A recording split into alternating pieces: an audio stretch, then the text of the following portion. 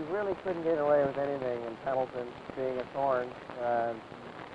Not only would word of mouth travel to someone who knew a relative or to your parents if they broke some minor law or whatever, but you're so easily identified many times. Yeah, they do hold athletics high. There's no reason in the world not to be good. All they had to do was just put on a pair of tennis shoes and gym shorts and zingo. They looked down the basket and had it made.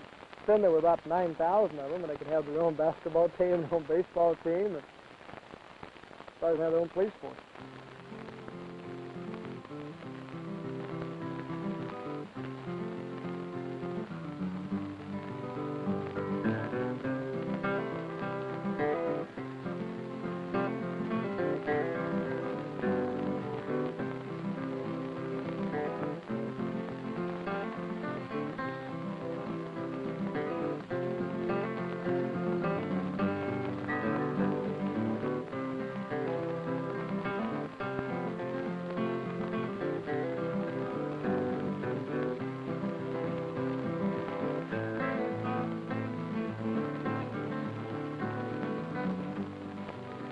With all those uncles and aunts, who sticks out in the family as far as you're concerned? Who do you remember the most? I got to meet a lot of the old-timers in the family when I was very young. But I'd have to say some of my own generation stands out because I grew up in absolute awe of my cousin John. We called him Johnny Mac because there were so many John Thornes in the family. But there didn't seem to be anything he couldn't do in athletics. He could kick a football the length of a football field, walk on his hands clear around the track and go incredible distances, climb up a 50-foot rope, feet first, record time. And these kind of feats were commonplace to him, and he was voted the outstanding athlete in high school when he graduated. They live just outside of Pendleton now.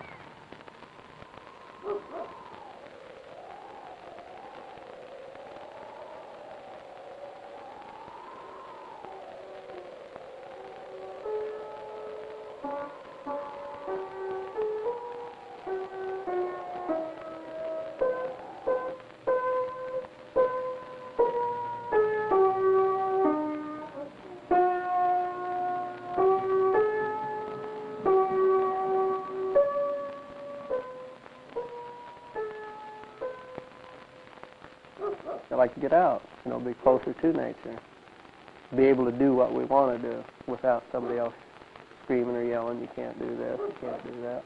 I've had chances for jobs in the larger cities. Everything's sped up too much. Rush, rush, rush, rush.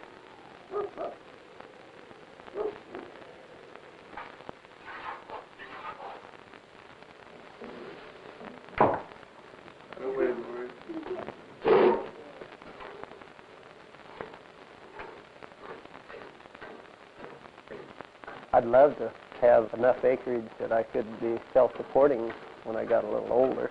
I'd sure love to be able to farm.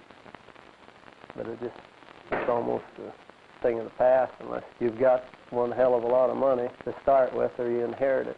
You can't hardly get into it to a point where you can, make a substantial living on it. Lots of people always said that I was a natural athlete, but that wasn't so much the case. It was I'd learned how to push myself beyond where most other people just level off, and just keep right on going. It was effort put forth, the ability to do that more than being a natural athlete.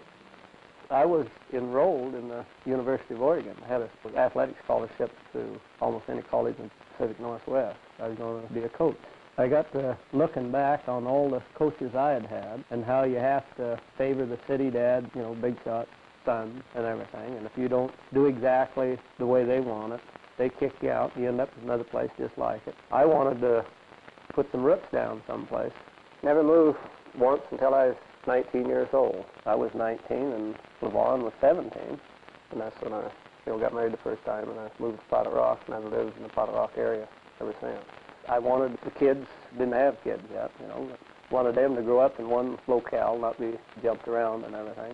He was very active with us. Even when we were little tiny babies, he'd get us up on his hand and balance us, and he'd lay down on his back, and we'd stand on his hands, and he'd push us up in the air. He'd have us arm wrestle one another, and then two of us kids would get on top of one of Dad's hands and try to put him down. Did we do it? No. life's a battle, work, play, or whatever. One heck of a battle, but it's a lot easier if you got the spunk, stick to them, or whatever, to make it through it. It's real dominant in our family, and I think it's really helped out all the way. So many of the marriages now are short-lived. When a person takes them vows, to me, that I believe they're sacred. I mean, that you mean it. Well, I was luckier than most. I've had two good marriages, and very few people even have one. After LeVon passed away, things were pretty dang rough. Everybody wanting to help, really didn't want to help. Wanted to, make it alone. And then I met some young gal from Arkansas named Quindon. I just really felt at first that I really wasn't quite worthy of being in the family. That really sounds weird, but it seemed like I had something to really live up to, and I just didn't know if I could do it or not.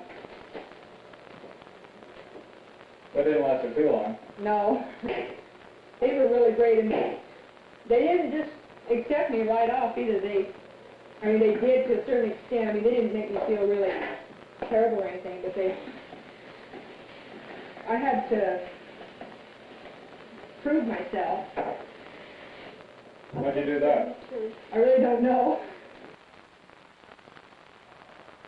You and your wife, she don't believe exactly the way you taught her, like, it'll be a fight. The fellow says, what the hell you along your wife like that? Well, he says, he says, a year in the morning we had a hell of a fight. He says, if I whip her, I'm the boss for the day. If she whips me, she's the boss. Both my wives believe the same way, too. The man is the head of the household. You can't have two bosses in a family or work, life, any place. You got to have one guy that's got the last say. You got to be able to give and take. The man does, too. He is really the head of the family. I'll be frustrated about something, and all I have to do is just go to him and talk it over, and immediately I feel relieved. It's not so heavy on my shoulders. I think that's how God planned it at the first, is that we were to depend on him. I really do. I have a mind of my own, too, in certain things. I just don't sit back and let John do all the decisions and all the talking. We pretty well do it together. But when it comes right down to it, he does have the final say. Why did you decide to have a large family? I did want to have a son, and he'd come number 4. I love my daughters just as much as I do my sons, but I wanted somebody to carry my name on them. You think you're ever going to have any kids? I'd like to have at least 3 boys. I'd like to have them athletic, basketball, football, track, water ski.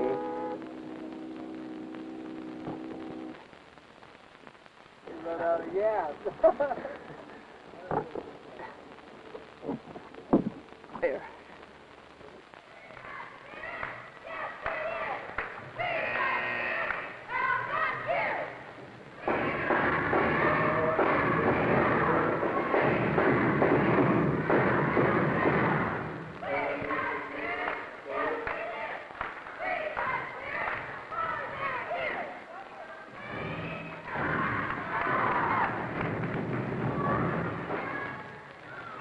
One person I'd really like to be like, he's a real good basketball player, Wilt Chamberlain.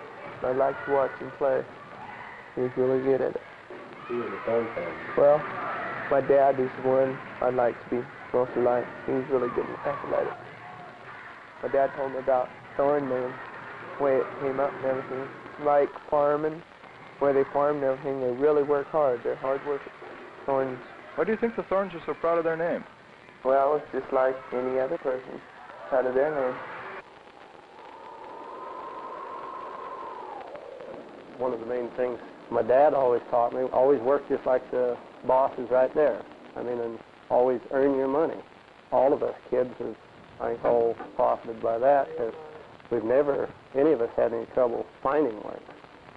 They're yelling discrimination and everything. The colored people, and I think it's the Caucasian people are being discriminated against now, because you have to hire so many minority groups, whether they are really capable or not. If they're capable workers, they earn their way, fine, give it to them. Don't feel like giving somebody something just because it's what nationality or race they are. As kids, we learned really young to work for ourselves. I mean, we got out and got babysitting jobs, and we saved our money so we could buy our own clothes and shoes. Your stuff means so much more if you have to work for it rather than to have it handed to you outright. We've really learned the value of money. Dad always wanted us to learn how to keep house and cook and everything, but yet our role was not just inside the house. We learned to split wood, and we weren't afraid to shoot a nail. We also had to learn to get out and change tires on the car and everything. He brought us up to do what we could, the best that we could. Like I went to state one year in track. He was working with me all the time after work and stuff. You know, we talk about the generation gap. What do you think, Sam? No, not in our family. I don't feel any. Well, why? Do you think Because we're too close. because we're not afraid to talk to each other about things, isn't that right?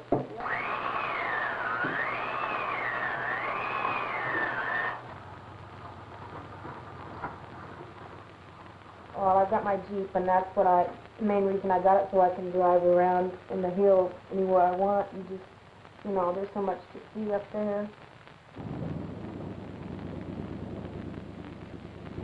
I think that people are changing all the time. Like, it's not a family deal like it used to be, and now it's getting where people are just getting to be all individual people, you know, and not having much to do with their family, or nothing really matters except themselves. How about that Irishman? You got a copy of Horny Thorny? He's trying here. Come on. We got to take the Irishman tied up. Why don't you run over to their cabin plenty there, or there we head up to ours, and after we make this one hunt, we can send somebody down to pick you up.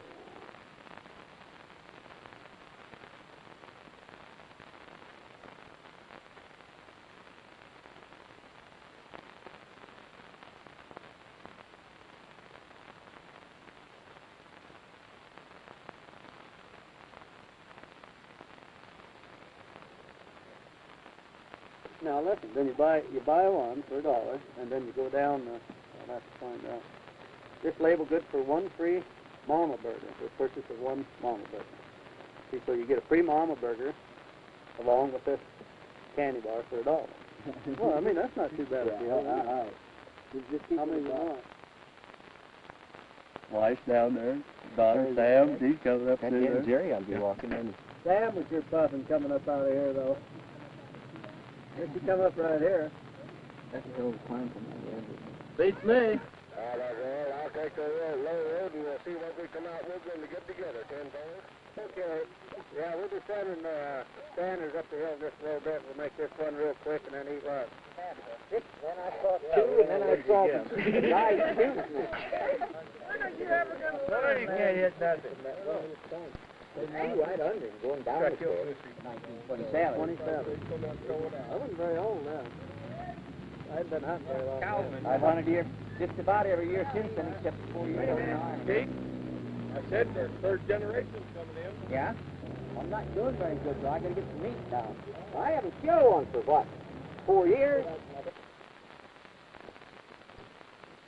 Well, what we're doing is starting out in the bottom of a canyon here, and we got people stationed along the way and kind of a half moon at the top, and trying to push the elk out to the top to the standards and openings so we can get some shooting at them. But we're having everybody that killed an elk so far go in and drive them up to the guys that haven't killed an elk yet. So that gives the guys that haven't killed an elk more of a chance to get one.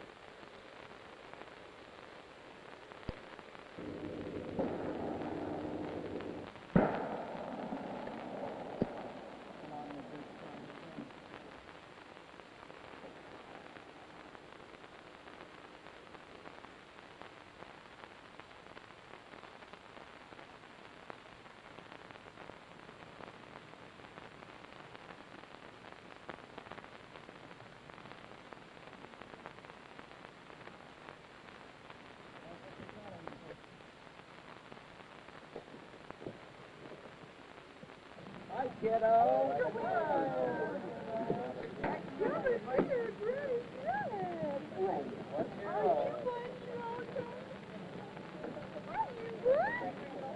birthday, kiddo. Happy birthday.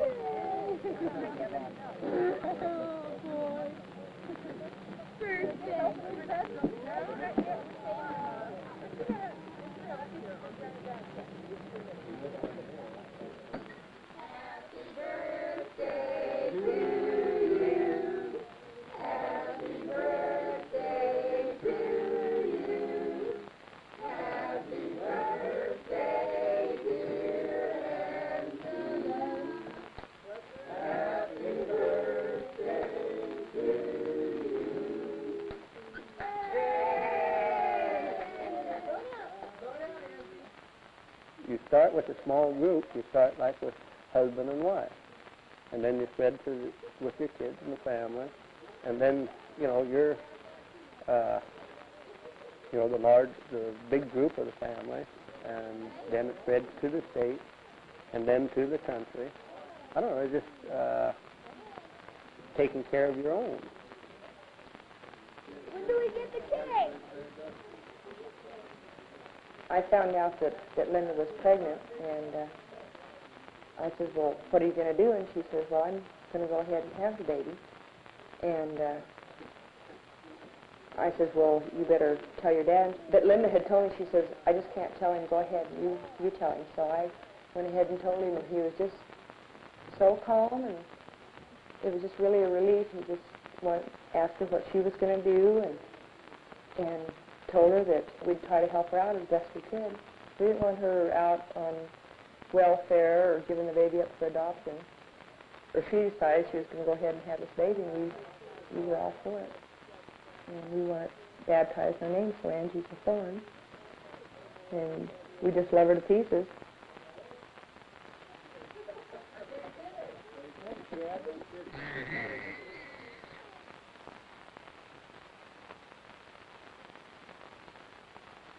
I never saw the preacher around a cockfight. Never. And during the preaching, what we used to do, they'd take a sack and put it in front of my car. And I'd tell the other cockfighters, now, I'm going to take these chickens home and give them to young kids, families of kids. For a number of my early years, my family lived with my grandmother down in Tootawilla Creek, south of Pendleton, and that's where my Uncle Dutch kept his fighting roosters. Heck, I thought everybody had them.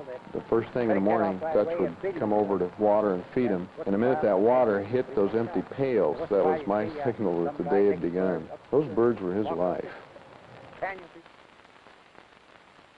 Well, our sheriff over here and or the law over here, they never bothered us. Jim Taylor, he called up several times and said, look out, they're going to come out. And one time out to Rachel Kirkpatrick, they had a big cockfight out. The guys from all over. He called us up and said he was coming out. So when they got out there, they found a big barn dance going on. We used to have a big fight up the Elks ever so often, Elks Club. And boy, the lawyers and doctors and them guys, oh boy, the big shots, we had more trouble than anybody. They're all betting around there and raising hell. We had a heck of a time, yeah. Pap best a handshake. He weighed a man a lot by the way he shook hands. Like Jim and I, we shake hands, we get a good grip and look each other right in the eye. And he impressed it on us that it means an awful lot, right, the way you shake hands. I was a senior in high school. On November 11th, I got in a car wreck. I couldn't feel anything from my waist on down. I thought sure it was just going to be wheelchair from here on out. Broken pelvis and smashed up all of my insides. And I didn't know first whether I was going to live to start with. And after I got that beat, I got to working on just moving my muscles and getting going. I finally got feelings back in my legs, and track season was coming up. And I thought, well, gosh, out here I'd been champion of the pole vaulting, and what am I going to do? I can't let the Thorne name down. I got to get up and get with it. And I started working, and little bit by little bit, my muscles got better, and the bones started working and healing. And come track season, I was out there with the best of them, and come the Blue Mountain Conference track meet, why, I got right back up there and won first place and went to state. And the news editor wrote a big article in the paper about it, and he put in a good line for me, and he says there's a credit to the name of Thorne. I was able to do that.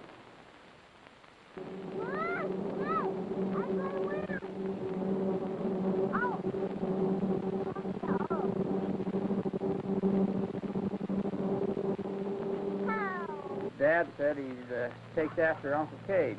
He's a tip off the old block, just like down the line. Cade never quit going till he's in his late 70s. He's always going, moving. And Scott probably do the same thing. I thought I was fairly active when I was young, like Scott. And I think it helped me out in a lot of ways. I never run out of energy that way. If you slow down once, well, you're always slowing down. He's Thorne all the way. His energy right now is very, very boyish. His energy is going to have to be channeled into a more directive mold, whether it be in outside work, perhaps a 4-H project, perhaps going hunting, obviously, with both of us, fishing. It's just an energy that we hope he never, never gives up on. I am able to go through my own profession, which is teaching, which I strived 6 years for, getting my master's and was on my 6th year, so that I could be an individual but yet be a mommy at the same time. It all doesn't come from books. You can't. Books will show you so much, but they don't give you common sense. And there were some cases where he would say, now let your common sense be your guide. And I said, but I don't know how. This is when I worked, for so many years, being so involved with textbooks, being so involved with learning this information and learning to espouse it, that perhaps common sense was pushed in the background. Okay, we have mention of the Indian. This is an aspect that the westward migration did not deal with very fairly because we forgot about the culture of the Indian. And you will read in this unit about the culture as far as the type of buffalo. See, I want to show you some things that you don't understand so much about them. Of course, when you see an Indian, you think of two things, don't you? War and scalping. Of course, scalping, of course, was introduced not by the red men, but by the white men. This time I happen to be president of the Roundup Association. I've spent many years of my life in Roundup activities. The Roundup Association is unique in the fact that they manage and promote and present their own show. I don't think that you could involve any professional group and achieve a better presentation than we're able to present with our own local people.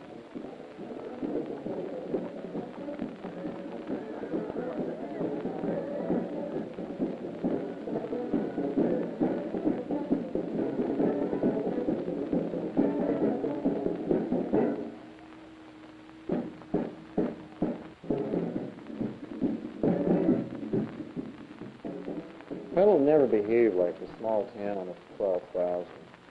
The biggest thing that happened there is the Roundup. They let school out for the better part of a week. And the town would grow to double or triple its size for 4 days. It was sort of Pendleton's window to the world.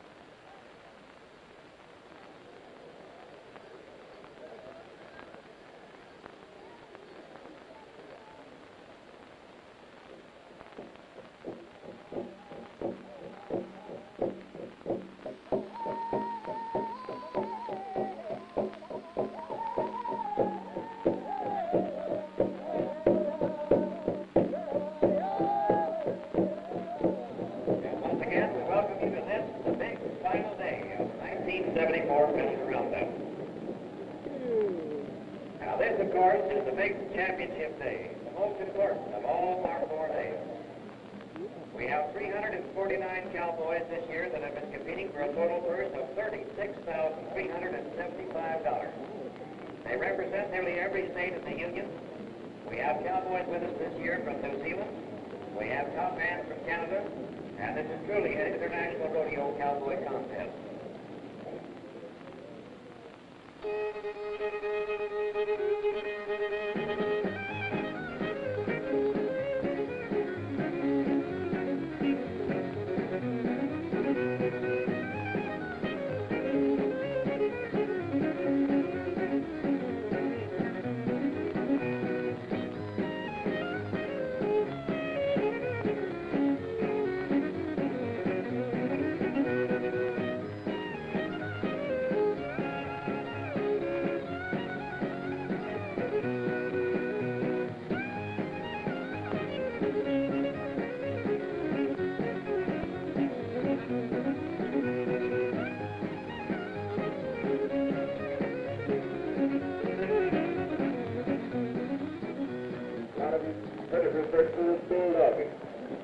Some refer to it as the most dangerous of all rodeo sports because the cowboy races to the animal, drops off his horse at the dead run, gets a hold of the antlers, and stops the steer and then puts him to the ground.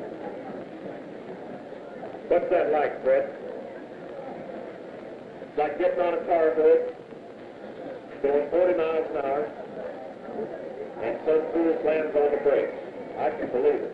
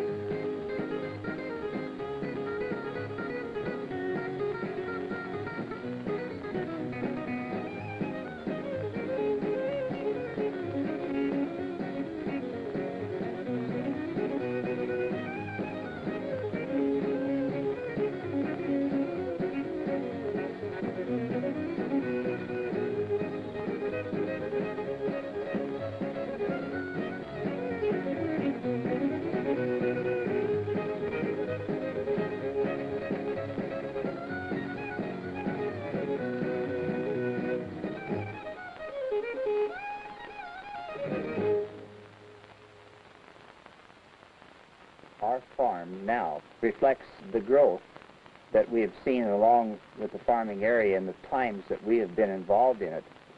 Initially, my father started this ranch with his 80-acre homestead. We still farm the homestead, but we have added to the homestead a sizable acreage that we feel now is necessary to balance our farm. In the beginning of our operation, we had many more neighbors. The area was operated in a much smaller fashion. Farming was accepted pretty much by us on the farm as a way of life. We felt that our parents had been involved in this type of an operation. This was our obligation to continue on. When I graduated from high school, times were so tough, and Dad gave me half of the ranch to stay and help. During the Depression, we had real poor crops, and the market was down around 29 cents a bushel. We just hung on. We ever had any thoughts of leaving? Somebody had to haul us off. Farming now has become a business. If you look at it in any other way or try to reconcile the thing you're doing by we do it because we like to do it, I'm sure that you won't be here long. It has to be looked at in the manner of being able to generate enough economy to be able to sustain the operation. And with this in mind, we've incorporated our ranch recently and have in the corporation now Mike and Mark, along with Mother and I. Mike's managing the farm. He's set our books up on a computer basis, and he's making the decisions, and it puts me in the spot where I want to be, because I can go ahead now and I can contribute all I'm capable of contributing in effort. He can come in and measure progress in a lot better fashion than he could if he was tied down to one of those factors. Mike also became involved in politics to be able to put some of the farm input, the decision-making, the planning that we and the problems we're faced with here into our legislature. It was said that maybe one of the reasons we won was because the families comprised such numbers that kind of give us an insight on the race. One of the interesting aspects of serving in the legislature and having, in this case, family members with different activities relates to a bill that was in my committee dealing with cockfighting. We in the family know that Dutch had a bunch of laying hens, at least that's what he called them, and we always used to joke as to how the egg production was.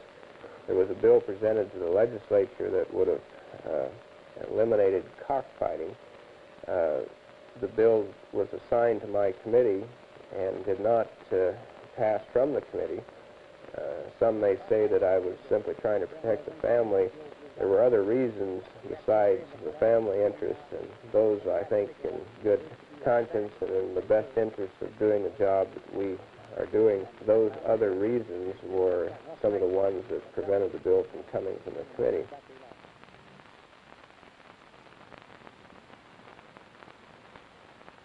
My brothers and I grew up in a very religious home, especially after my father became a Christian. His life changed so dramatically that he was almost a new man. And he joined my mother in pouring all their energies into the church.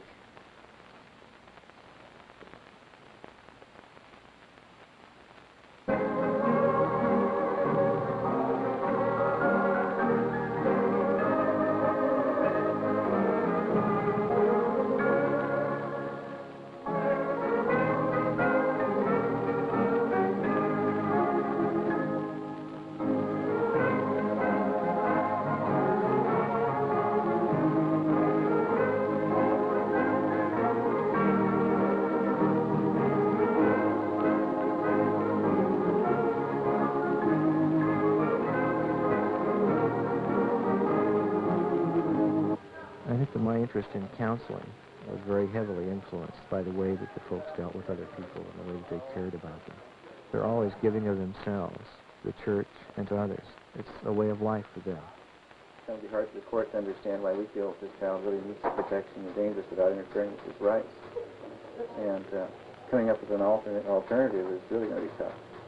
I don't think that this kid is going to be able to see the person in this parent, at all. Yeah, I'm concerned about that. His own welfare. Concerned about that too. But then we got the one situation where the kid may get killed, or we can get enough information to really bring the court's attention to it.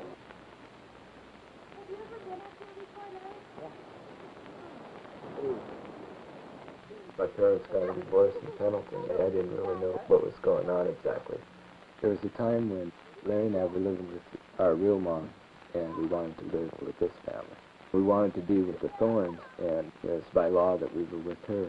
That was pretty tough. It's pretty hard on us. I believe that we were predestined to become a family. The first time I met these kids, I loved them immediately. All four kids immediately started playing together and really got along. They chose to become a family, and they continue in that choice. You can do it. Just don't drop the facade. To me, the family is a smaller version of what the whole world is about, and that's where you start trying to make change and trying to put together something that may be different from the way the world's going now. Learning to live with someone as closely as you do with the family is one of the primary opportunities for learning in life, and the closest sharing that you ever do. I think I hold the distinction of being the only Thorne that never lettered in a varsity sport, either in junior high school or in high school. My size was always diminutive by comparison with most of my cousins and my brothers. So I put my energies into other kinds of endeavors. I didn't try to confront the fact that I was going to be a near achiever in sports. I had achieved some success in music. In fact, I had a scholarship to the University of Oregon, but I would have given all of the academic and music honors, such as they were, a way to have been an athlete and to be revered by the family as a strong performer in any one of several sports. So it was in college that eventually I started getting my growth, and I ended up far beyond the 5'6" that I entered college, and was 6'3" in a few years, and joined the University of Oregon track team. My last years of college were during the initial stages of Vietnam conflict, and it was then that I decided not to participate after college. I went directly into the Peace Corps, taking the first assignment that was given me. It turned out to be Nigeria, and I felt at that time that I would come up with some kind of retribution from the family. That wasn't so. When I got back, I was welcomed home in open arms. But when I got back to the States looking for a job, I went more for security and picked up a job with New York Life Insurance Company as a group representative. I'd have preferred a profession in a more creative outlet, particularly in music. An opportunity did show up, however, not as a profession, but as a 2-week vacation that took a whole year to organize. And that was in the form of the resident artist workshops at Manuka. I got to work with some of the top artists in the Northwest, and I directed them for 2 years. Through this association, I met some people who were considering a rather exciting publishing project. We joined forces, and at last I'm involved in something that taxes every ounce of creative energy I can muster.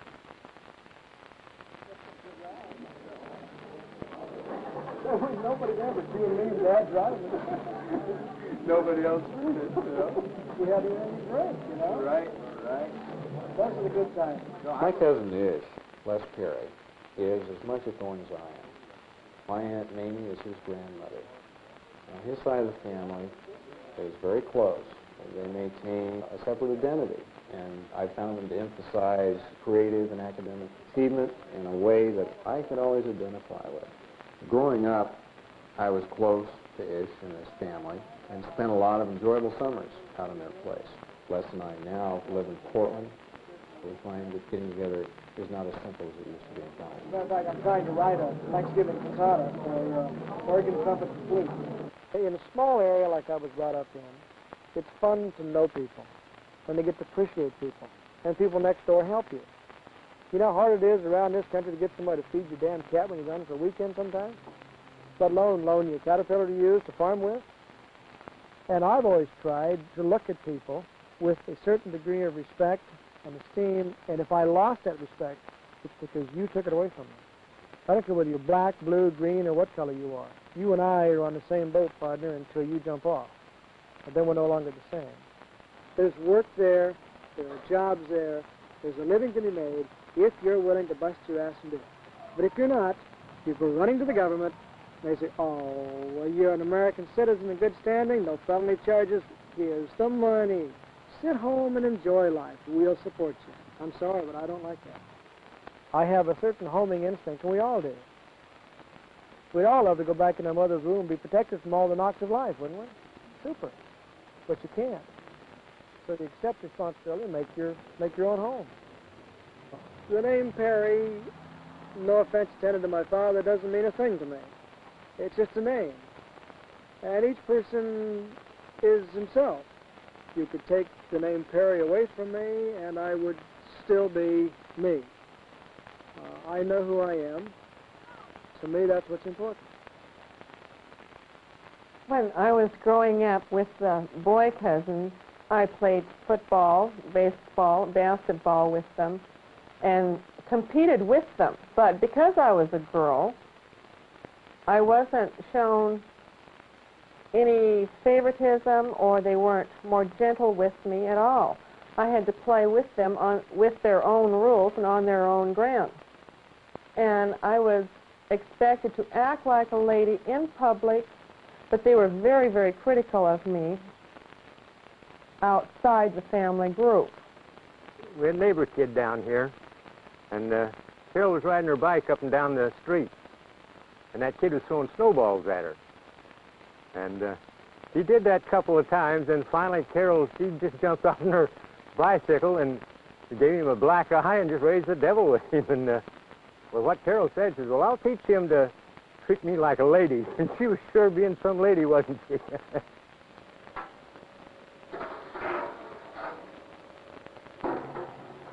When I graduated from nursing school, the whole family was just real pleased and real proud. There was only one fly in the ointment as far as Uncle Shang was concerned. Larry and I had gotten married in September. I graduated a few months later. And he said, why couldn't she have waited to get married so that on her diploma it would be Carol D. Thorne instead of Carol D. Thorne Holmes? I think that I always knew that I wanted to be a nurse. When I was little, I played with my dolls, but they were always had bandages on them. They were always sick.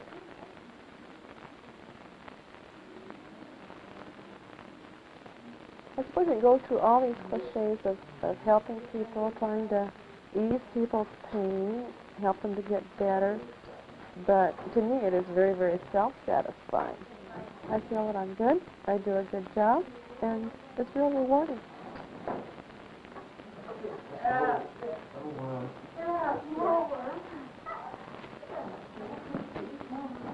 My children are being raised very similarly to the way that I was raised. This is partly due to my husband. He has the same values that the Thorne people have. We feel very, very close to the family. We don't feel like we're a long ways away. You don't marry into that family. It just kind of reaches out and absorbs you. At 90 years of age, Walter is the oldest living Thorne.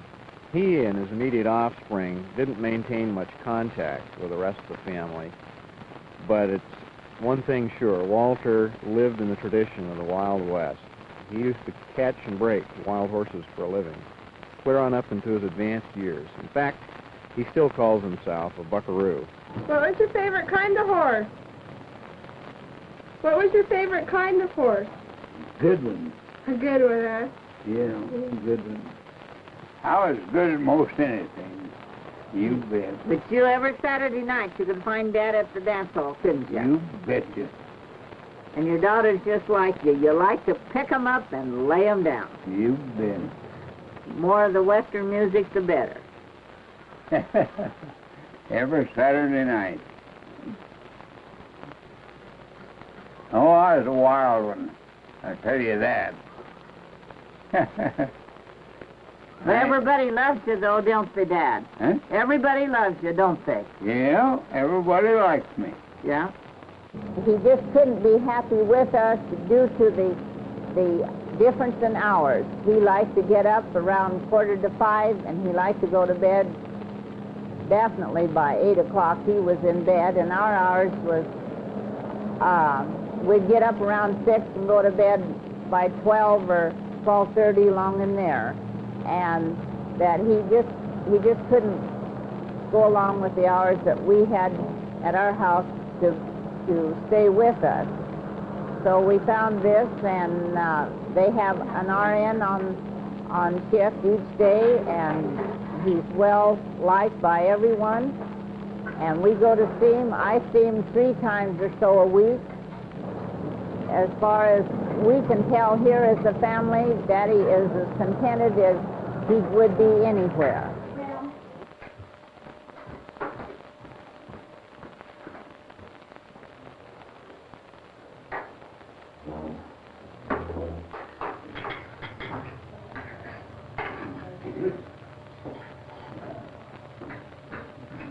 Nothing to do, and it ain't my kind of way of living. And I'm just shut in, that's all. Would you like to be out? Oh, yeah. Where would you like to be? Anywhere in the hills.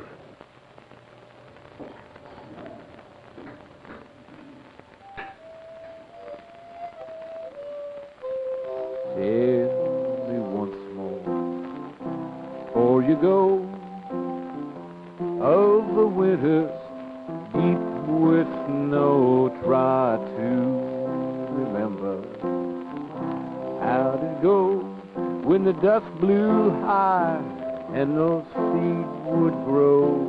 How did it go?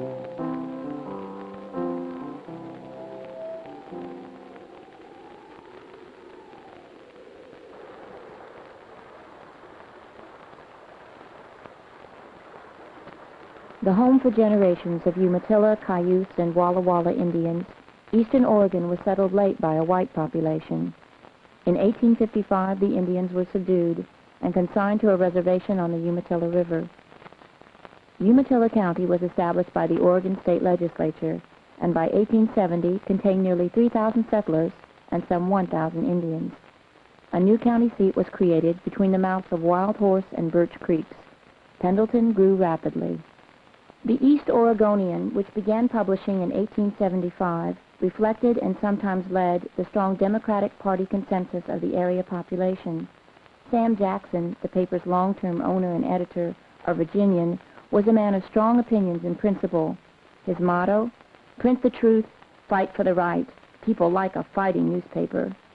With a view toward progress, the EO regularly exhorted the citizenry to more civilized behavior. East Oregonian, 1877. Let this thing of breaking cayuses in the streets of Pendleton be stopped, and stopped right now. This is no frontier town where wild horses and wild men have supremacy. People bought the paper, but few changed their ways. Real change came with the arrival of the railroad in the early 1880s.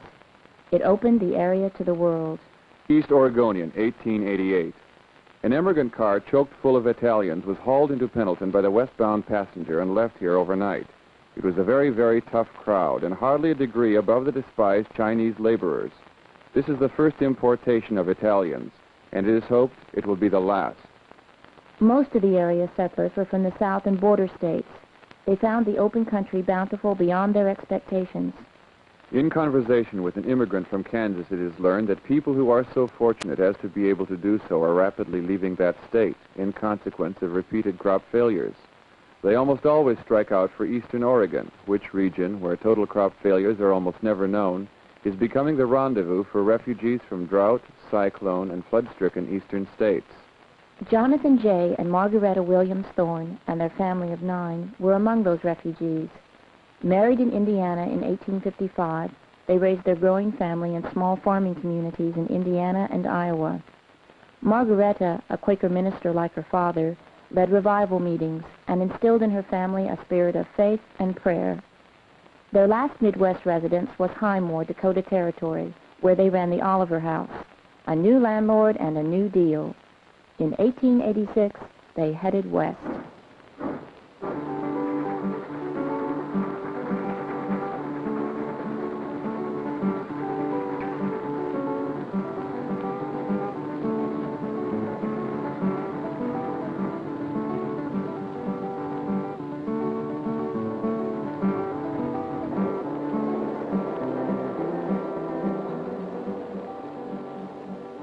Their trip ended in Walla Walla, Washington Territory, but they soon moved south to Holden in Umatilla County. There, Jonathan J. and 4 of his sons took homesteads of 160 acres each. 5 years of labor on the land, and it was theirs. They worked together and with their neighbors to bring in their harvests. The work required many men, women spending longer hours to keep them fed, and horses and mules to sweep the fields.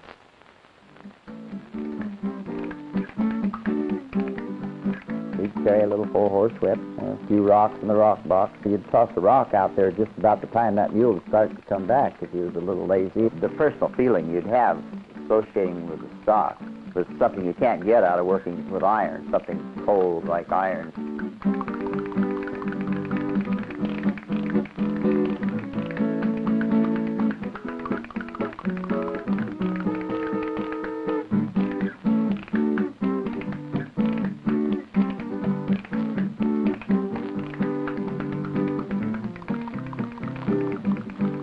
The bounty of those first years was tempered by drought, disease, and pestilence. Where possible, people met their problems head-on. There are about 1,000 less rabbits in Umatilla County today as a result of a highly successful drive conducted by the farmers of Holdman and assisted by many Pendleton citizens. Fully 250 people formed in a semicircle extending over 2 miles, drove the little rabbits before them, and slaughtered them with clubs. Several times people would go around and round up these rabbits just like it would be rounding up a bunch of sheep to run into a corral. And then, of course, they go in there and just slaughter them. The main reason they did this was because the rabbits were destroying the wheat. And also the rabbits had a disease, and you couldn't use them to eat. And nowadays, I don't think there's very many rabbits around. Their first years in Holdman took a toll of the Thornes. By 1910, only the families of Daniel's widow Lizzie, Elias, and Jonathan T. remained in Holdman. Cornelia married Levi Eldridge and moved south to farm near Pilot Rock. His son's illness prompted Francis to return to his wife's home in Nebraska. Oliver moved to Idaho to become a telegrapher, and Thomas Henry went further west to join the Quaker community in Newburgh, Oregon. Margaretta died on the same day as her invalid daughter Mary. Jonathan soon followed. They joined their oldest son Daniel, Thomas Henry's wife Emma, and their daughter Arabella in what Margaretta called the Mansions of Light. Jonathan T.'s first wife Nellie died of complications during her 7th childbirth. He soon married a neighbor, Lulu Franklin, and together they raised 14 children.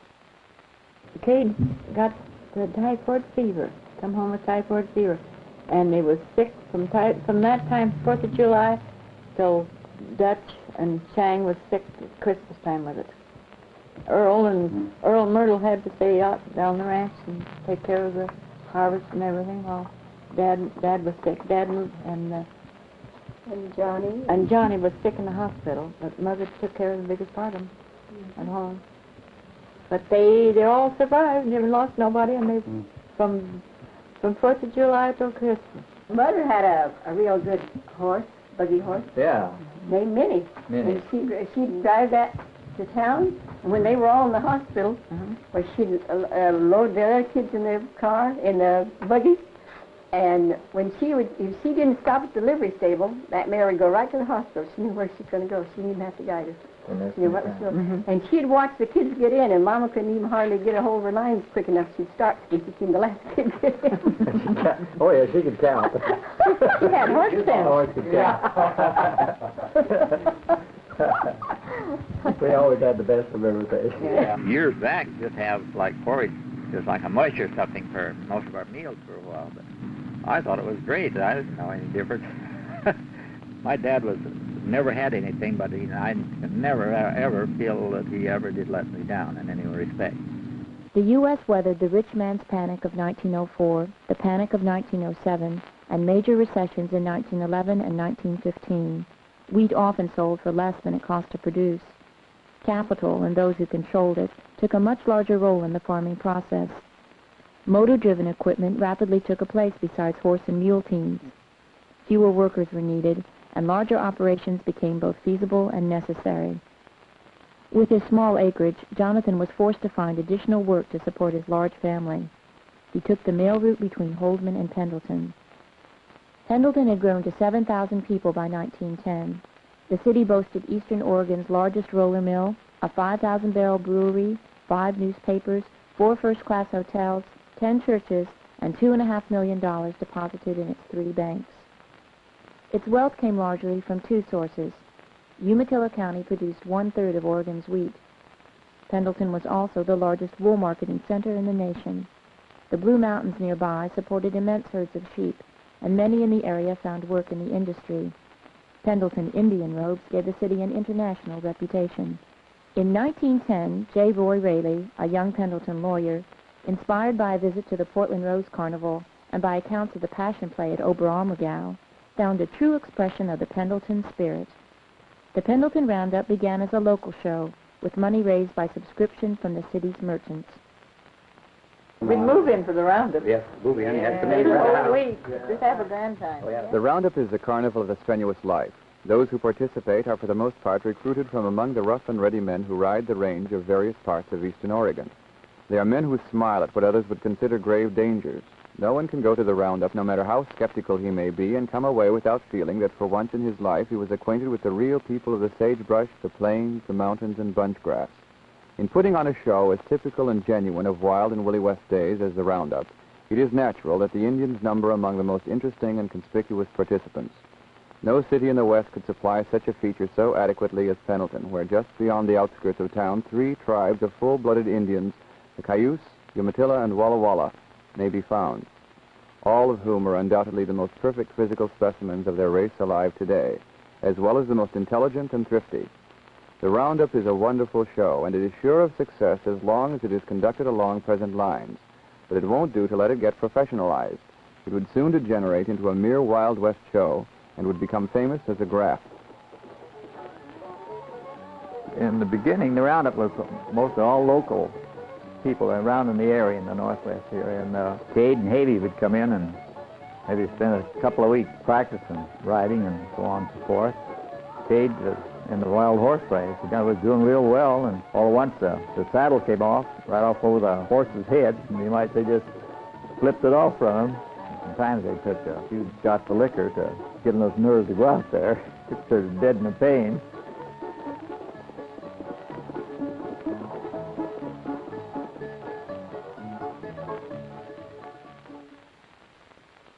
East Oregonian, March 1917. Pendleton gave the world to know last evening that she is patriotic and preparing. Her evidence was the largest parade ever held in the city. Main Street was literally a mass of humanity. One of the redeeming features of the war is that it throws us all into a great melting pot, and the metal of our souls is tested by a process that is hard to circumvent. The average American, whether he be native or foreign-born, whether he wears overalls or diamonds, is a loyal citizen. If you don't know this, you don't know the country and your countrymen. Jonathan's boys returned to find the family had moved from Holdman to the south end of Pendleton. With his oldest boys gone, it had been impossible to maintain a large family on 160 acres. So after we went broke, why, we came back to move to Pendleton, down on Tootawilla Creek, where he started into a small dairy business. Well, we was doing pretty good there, and the state inspector would come around every year and inspect us and tell us what we'd do, and then he'd come back and he'd say, well, that's all right. And the next year he'd come back, make us change something else. What it was the big dairyman was wanting to get us little guys out. Well, Dad just finally says, well, what the heck, sell out and be done with it. So that's what we did, and we gave up the dairy business. The oldest boys continued working in agriculture, but now as employees. They found time to participate in their favorite sport. Summer fallow lay untouched, and lambs bleated to a deserted world yesterday afternoon, while the inhabitants of Helix and Pilot Rock sat through the best baseball this town has witnessed this year. Helix emerged victor by a score of 4-2. Helix made one or more hits in every inning, and Habe and Shang Thorne each made 2 hits. Well, I just thought of the name of Fred McCrae, the head of the Portland team. This guy wanted me to go down and trial with him. I didn't have time for that stuff. Having too much fun up here with the rest of the boys, are you?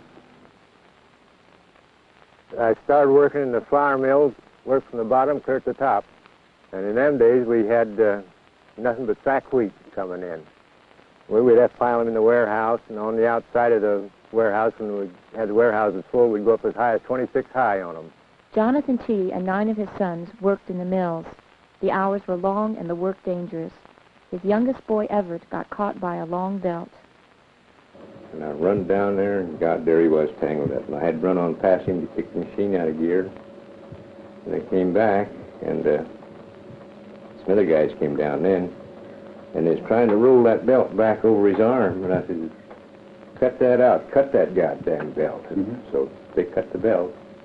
And I had him at the doctor in just about 5-10 minutes. The doctor looked at it and said, take it to the hospital. And I run up there to take it to the hospital. Hell, I went up that street 60 miles an hour. The doctor pulled in right after me. And the hospital didn't have the emergency room ready. So he got mad and he threw the kid out on the table. Washed it out a little bit.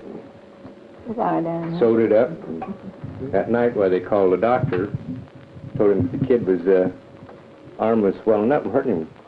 The doctor said, oh, he'll be all right till morning. And the stitches started busting, wheat started popping out of it. He never cleaned it good. He looked at it and said, well, he says he's got, what is that, stress or strife? And he said, and he's only got 24 hours to live. That's what it was, 24 hours. But that doctor had to clean that out, because I had him there in plenty of time. East Oregonian, November 1932. There is not a bank open today in the Dalles, Pendleton, or LeGrand. This condition has come about under the regime of the gentleman who in 1928 promised that his election would mean prosperity plus. Most people know we need a change and are going to vote for Governor Roosevelt. If they knew the whole story and knew how sadly we need new leadership, they would not walk to the polls on November 8th. They would run. Unless there's a lot of people around here that didn't have work during Oh, the Depression. Cabbage leaves, the lettuce leaves, all the garbage cans, I guess. All the guys, had some colored guys, you know. When they offered to work for my guys was 2 bits an hour. Yeah. We went to kill them guys. We had an awful time to get the wages up where there wasn't nothing then. 50 cents an hour. They just wanted to live, right? That's They had all, to stay alive. That's how.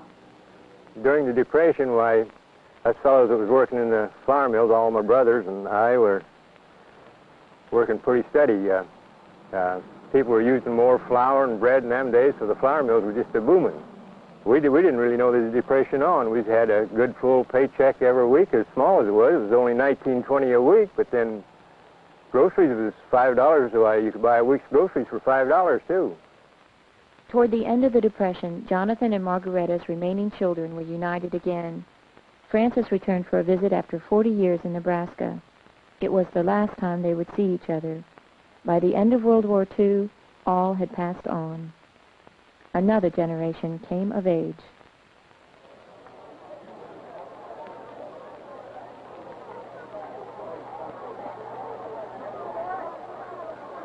Pendleton High School has had as many as 4 Thorns competing on Buckaroo teams in 1 year.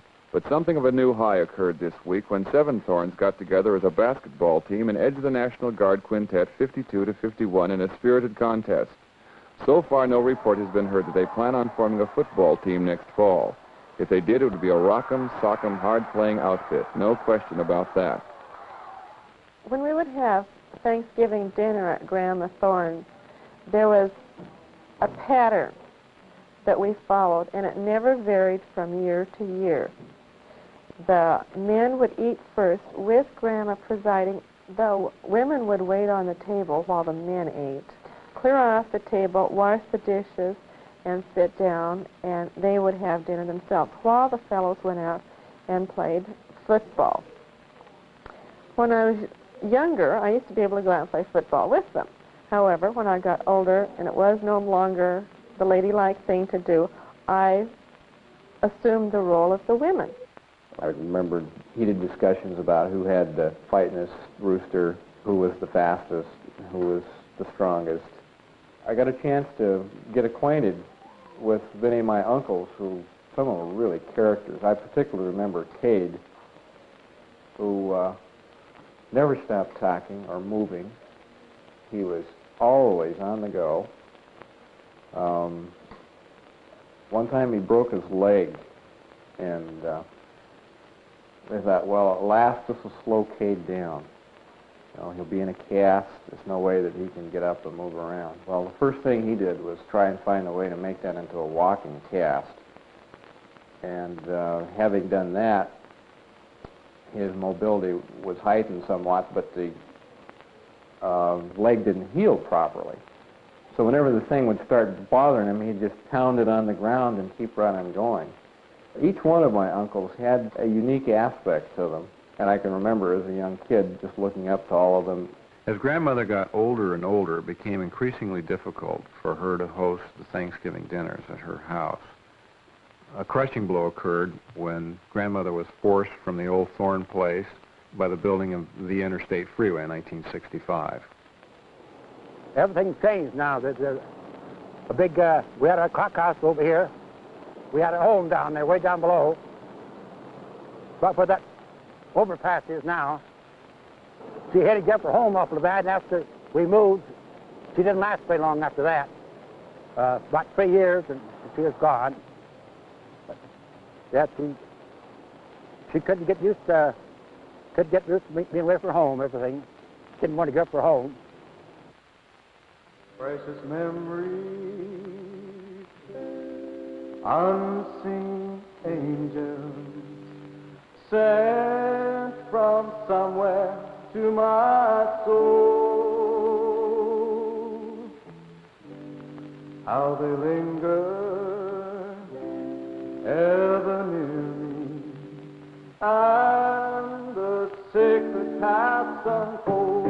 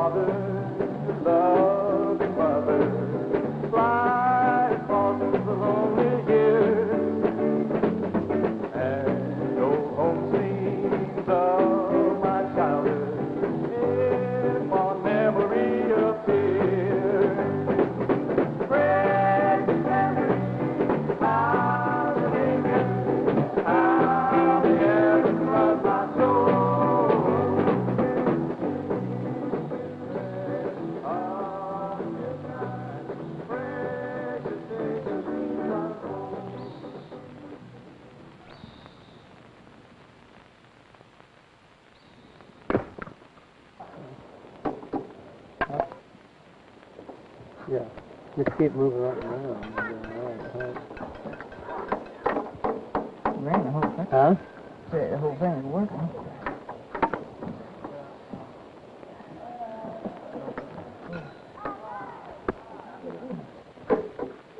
We had talked about it, our generation talked about it, but we didn't do anything about it. These young people, they're the ones that really pushed the whole thing.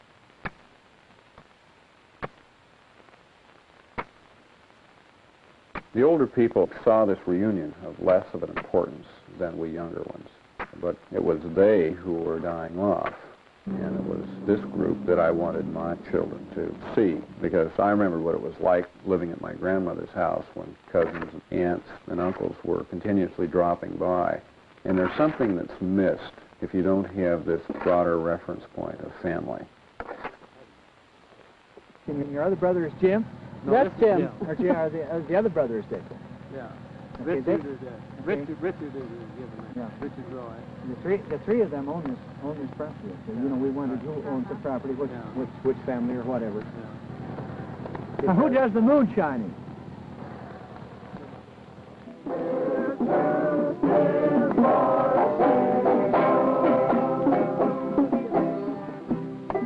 He's traveling out the venue. Well,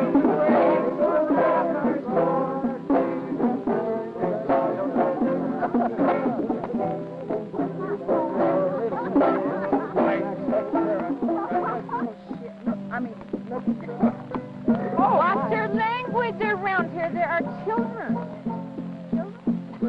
My children are used to hearing it. They say words.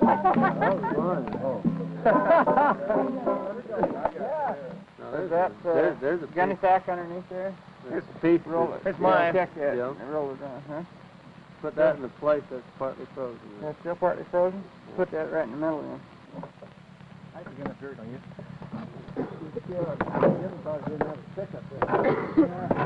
what's a little warm over here?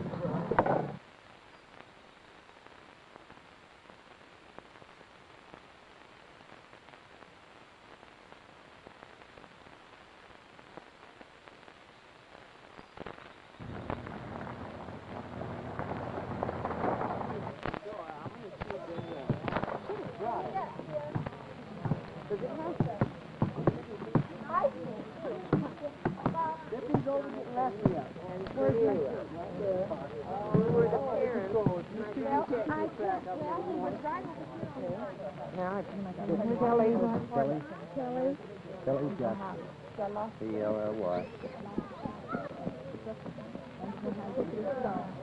My real name is Francis, but then nobody ever called me that. Yeah. I shoot somebody called me that. This is my granddaughter. Next oldest granddaughter, Kathy. Hello, Kathy. I'm Earl Thorne. Earl Thorne, think of that. Well, you know Earl, didn't you? Uncle Earl. You're pretty small, and he died.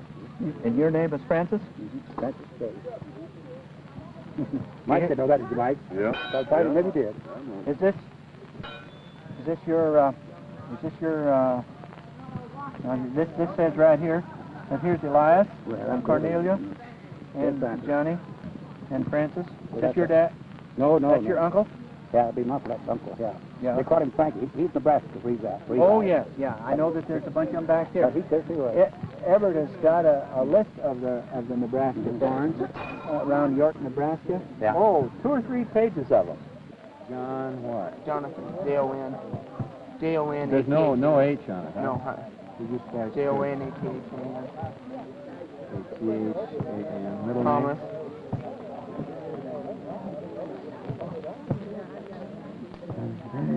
Okay, Lori. Laura, yeah. L-A-R-A. L-A-U-R-A.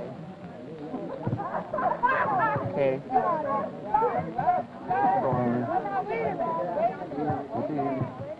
December 19th. Well, okay. Thank Grandpa. You say thank you, Grandpa. Well, you're welcome. I take it. Sunday. S-U-N.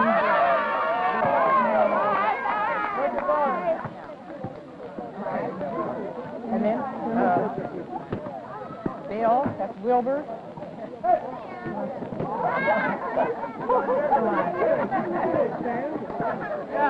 Well, now, wait a minute. I made a mistake again. She's got a little boy. Take your shirt off.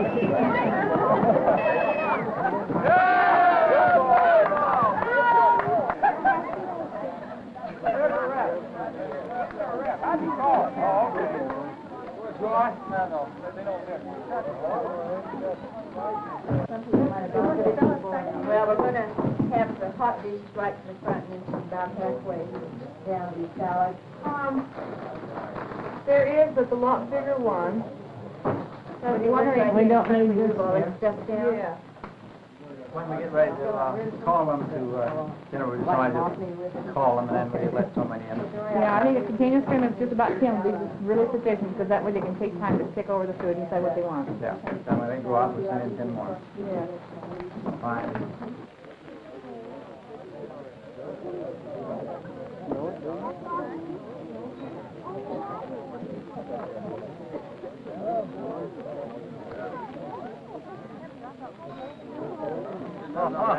Not quite. Smells good.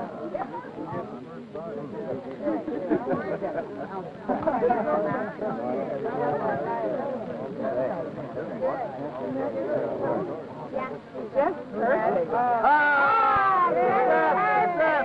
Dinner. Congratulations, Jim. Look at that, Ruth. Let me take it, Mother. Oh, gorgeous.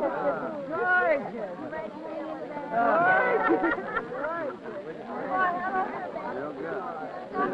Count down, everybody. Yeah.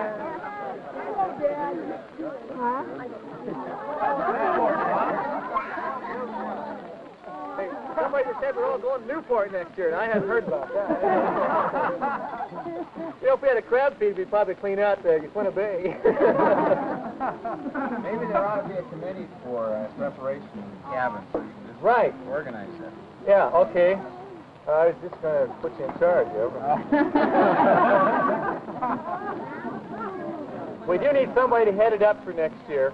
I think that all of the people who served on committees this year have got some definite ideas about some things that ought to happen next year.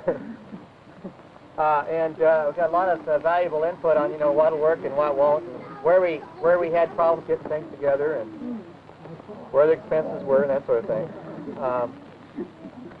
Any suggestions how we want to do this? We'll try to get this meeting over with quick. Keep the same ones. Oh, great. Well, why don't we? And then for one more year. Hey, Cousin John, how do you carry on? Let's get some action going, even if it's wrong. 2 new tires on the back of the Jeep. Let's find us a here and try not to spill.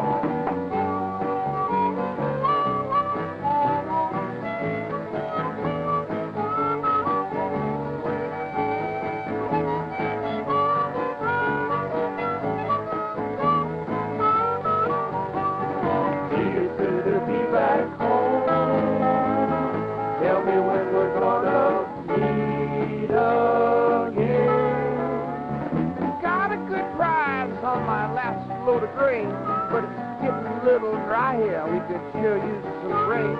It's wet in the valley, think that I'll move there. What they say the moss grows between people's toes.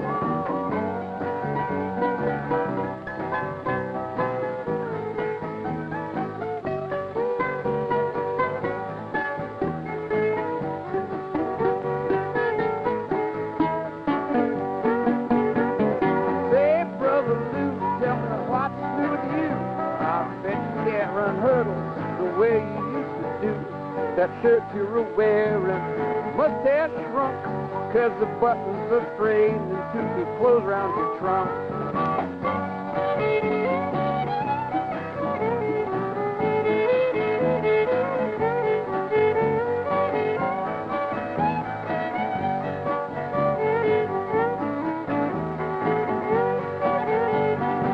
It's good to be back home.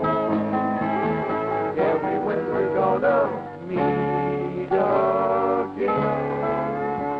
The face is familiar, but I didn't catch the name. Are you Uncle Harry, and is your wife named Jane? Or is your brother Louis, or Cecil, what's his name? We should just meet more often, that's a fact that's mighty plain.